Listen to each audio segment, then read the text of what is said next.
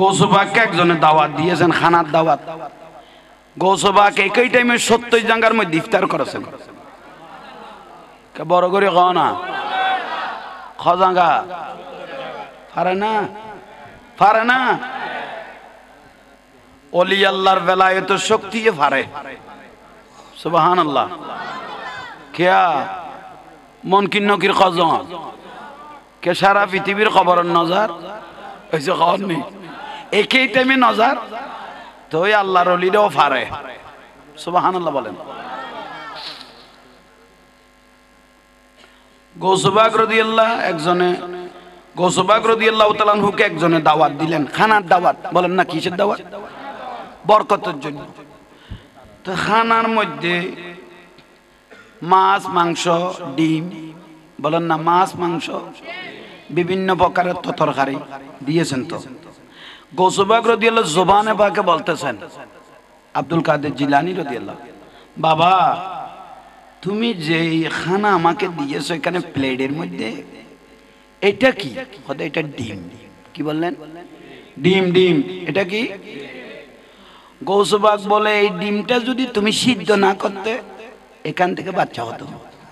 উনি বলতেছেন, ডিমটা নিয়ে একটু তফসিল করতেছেন, এই ডিমটা যদি তুমি সিদ্ধ না করতে এখান থেকে বাচ্চা হতো, বাচ্চা হয়ে বড় হয়ে মা হতো, মা হয়ে আবার ডিম দিত, ডিম দিয়ে আবার উনি চা হতো। জবানে বলতে দেরি ডিমই বাচ্চা হয়ে লামে গিয়ে গিয়ে ভাই ডিম কি হয়ে গিয়ে দে এবার সিদ্ধ করে গিয়ে লাইন দিয়ে বের গিয়ে তবু ওইবে বাচ্চা হয়ে। যিনি দাওয়াত দিয়েছেন উনি বলতেছেন, আবার যান কদে কি কদে ডিম লামে গিয়ে কুরাসা ওই রে ডিম। তো গৌসবাগ বলে এটা ন খরাইয়ার মধ্যে কি আর ডিম আছে ঘরের মধ্যে? কত খরাইয়ার মধ্যে আরো আছে, কত সেগুলো কন্ট্রোল করো। যাই দেখে দেখুন ইয়ার আগে আমি বইল ওই ভাই তৈল অলি আল্লাহ জবান খোদার জবান ওয়া বাসুরুহুল্লাযী ইয়াবসুরু বিহি। অলি আল্লাহ চোখ, আল্লাহর চোখ। ইবাদত রিয়াজত করতে করতে ইয়াতাকাররাবু বিন নওয়াফিল, ইবাদত করতে করতে তাদের জবান, তাদের হাত আল্লাহর কুদরতের হাত হয়ে যায়। ঠিক না? হামজার খা রহমাতুল্লাহ আলাইহি জিন্দা না? এই যখন জিন্দা না তো লঙ্গার বাজারে গুণ নজম তো জিন্দা দেই জমের দে বড় করে কম ইয়ে না রখদ বেলায়ত গাড়ির দিন না তুই আর খনে কি বুঝো রাইতে না বুঝিস নয় সে বাতিং এর কারণ না কি কারণ তোরা যাস না না তোর কামিয়ে না তাই যে ইমকে তুই এড়াই যাবি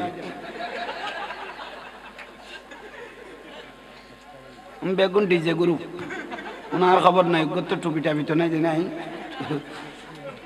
শুধু ঠিয়া অনুসল করতে শুধু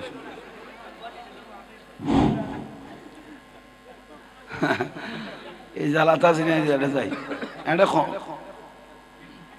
ইবে এতক্ষণ নো আসিল ফখরুদ্দিন ঘরত এতক্ষণ নো আসিল তো বেশি মেয়ের দে ইয়ান তো ন শেষ পর্যন্ত যখন আর পেদারা খান নেই